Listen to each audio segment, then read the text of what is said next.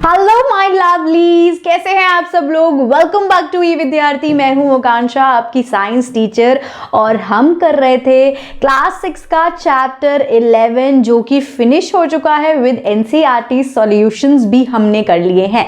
तो अब हम क्या करने वाले हैं, थोड़ी सी एमसीक्यू की प्रैक्टिस करने वाले हैं हम, वो भी कहाँ से, ई विद्यार्थी के प्लेटफॉर्म से। तो आपने करना क्या है, वेबसाइट ढूंढ लेनी है, www.evidyarthi.in पर जाना है। क्लास 6 साइंस आपने ढूंढनी है, न्यू बुक क्यूरियोसिटी, फिर उसमें आपने एमसीक्यू पे क्लिक करना है एंड देन चैप्टर सिलेक्ट कर देना है। तो अभी है ये चैप्टर नंबर 11।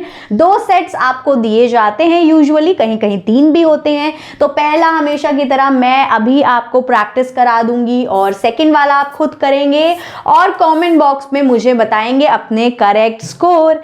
ठीक है, तो अब सबसे पहला क्वेश्चन क्या है, What is the main source of energy for life on earth? अब मेन सोर्स ऑफ एनर्जी तो भाई हम बार बार सुन रहे हैं, बोल रहे हैं, कौन होता है जी, सन, हमारे सूर्य देव हमारे लिए होते हैं मेन सोर्स ऑफ एनर्जी।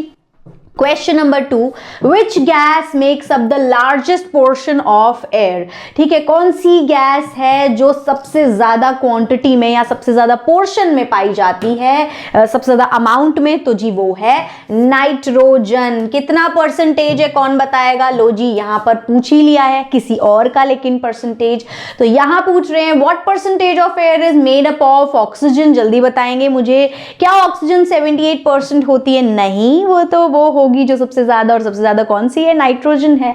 तो 21%, 1% या 50-50 तो नहीं है, 1% अदर गैसेस होती है। तो 21% मिलती है ऑक्सीजन हमें हमारी एयर के गैसियस मिक्सचर में।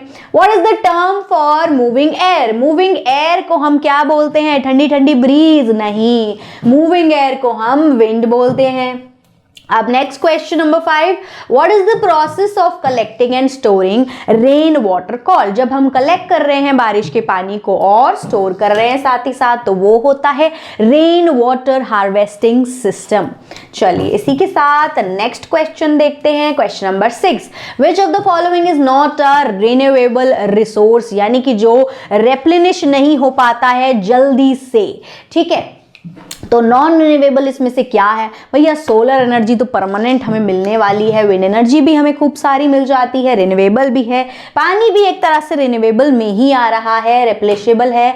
लेकिन जो कोल है वो रेप्लेनेशेबल नहीं है, वो एक फॉसिल फ्यूल है जो कि लिमिटेड क्वांटिटी में ही मिल रहा है, और जब खत्म हो जाएगा तो मिलियंस ऑफ ईयर्स लग जाएंगे उसको दोबारा बनने में। It means it is non renewable. What is the major component of fossil fuel? Fossil fuel का मेजर कंपोनेंट तो भैया कार्बन से बने हुए होते हैं, दे आर कार्बन प्रोडक्ट्स जितने भी फॉसिल फ्यूल हैं। तो बिना सोचे आंख बंद करके जवाब दे देना है जी, carbon. Which of the following helps prevent soil erosion? अब सॉइल इरोजन में क्या इसमें से हेल्प करेगा? पेड़ काटना, तो इससे इरोजन तो और हो जाएगा। ठीक है, रूट्स को प्लांट करें, हो सकता है। प्लास्टिक बैग तो गंदगी और ज़्यादा इरोजन ही बढ़ाएंगे क्योंकि वो जाम कर देंगे। रॉक से इसका क्या ही लेना देना है फिलहाल। तो प्लांट की रूट्स अगर हम ग्रो करेंगे सॉइल में तो फिर इरोजन नहीं होगा जल्दी से, है ना। Wind energy is mainly use for, wind energy जो है अब तक आपने सुना है जो मेनली किस लिए वो यूज हो रही है, इलेक्ट्रिसिटी को जनरेट करने के लिए विंड एनर्जी यूज हो रही है। Next, what is the percentage of nitrogen in the air? यहां पर अब वो सवाल आ ही गया है, तो जी 78%, जो कि सबसे ज्यादा पोर्शन है सारी गैसेस में से। The energy from the sun can be use directly for, directly sun से आप क्या इसमें से कर सकते हो? डायरेक्टली सन से पानी फटाफट गर्म हम कर सकते हैं, सन के नीचे डायरेक्ट रखेंगे तो जी वो हीट होने लग जाएगा। Next question number 12, what do solar panel do? Solar panel पानी को प्रोड्यूस करते हैं? जी नहीं, वो जनरेट करते हैं इलेक्ट्रिसिटी। घरों में, रोड्स में, बहुत जगह अब आपने सोलर पैनल देखे होंगे। ठीक है, जो लाइट्स होती हैं अभी सिटीज में, बड़ी बड़ी सिटीज में जो स्ट्रीट लाइट्स होती हैं, जो रोड पे लाइट्स होती हैं, वो मोस्टली आजकल कई जगहों पे सोलर पैनल से जल रही हैं।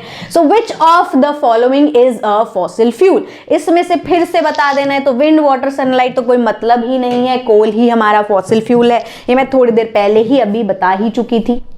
Next question number 14, what percentage of the earth surface is covered with water? 50%, 30%, 90 या 70?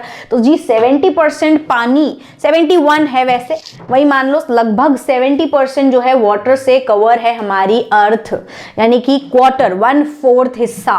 Which is an example of a non renewable source? इसमें से नॉन रिन्यूएबल रिसोर्स ये पीछे पूछ चुके हैं, मे बी दोबारा आ गया है। Next question number 16, what is one way to reduce the use of fossil fuel? इसमें से हम ऐसा क्या करें जिससे हमें फॉसिल फ्यूल का इस्तेमाल जो है वो कम हो जाए? तो भाई इनमें से अगर कोयला जलाएंगे तो ये तो वो फॉसिल फ्यूल ही है, अगर हम प्लास्टिक ज़्यादा यूज़ करेंगे इसका कोई लॉजिक नहीं बैठेगा, और इंक्रीज डिफॉरेस्टेशन, भाई काटते जाओ पेड़ पौधों को तो बनने ही नहीं वाला आगे भी। तो यानी अगर हम व्हीकल्स में, क्योंकि फॉसिल फ्यूल बहुत ज़्यादा इस्तेमाल होता है, तो अगर हम खुद चलकर जाएं या हम साइकिल का इस्तेमाल करेंगे तो फॉसिल फ्यूल का इस्तेमाल रिड्यूस हो जाएगा, यानी कि कम हो जाएगा। What does the term fossil fuel refer to? तो कैसे बनता है फॉसिल फ्यूल, या फिर देखते हैं, चलिए टर्म्स पढ़ते हैं। फॉसिल फ्यूल से रिलेटेड आपको क्या स्टेटमेंट इसमें से लग रही है? सबसे पहले energy from fossil fuels, energy from the sun. अब fuel form from the remain of plant and animal, ये बिल्कुल करेक्ट आंसर है। फॉसिल फ्यूल एक ऐसा फ्यूल है जो कहाँ से, किस चीज से बन रहा है? जो बचा कुचा होता है प्लांट्स और एनिमल्स का, उससे ही बन जाता है फॉसिल फ्यूल। सालों साल लग जाते हैं इस प्रोसेस को होने में। How do forest contribute to the prevention of soil erosion? Forest का कॉन्ट्रीब्यूशन क्या है? फॉरेस्ट का कॉन्ट्रीब्यूशन जी यही है कि वो सॉइल को होल्ड करके रखता है अपनी जगह पे, क्योंकि हम उसमें रूट को प्लांट करते हैं इस चक्कर में। सो इसी के साथ मैंने तो जी स्कोर कर लिया है फुल, यानी 18 आउट ऑफ 18। इसका मतलब मुझे तो चैप्टर बहुत अच्छे से समझ आ गया है। अब देखते हैं आपको ये चैप्टर कितना अच्छे से समझ आया है, तो आप अपना स्कोर कमेंट बॉक्स में मुझे बताएंगे। तब तक के लिए फिर मिलेंगे अगली वीडियो में, तब तक के लिए पढ़ाई रिवीजन करनी है। Bye bye curies.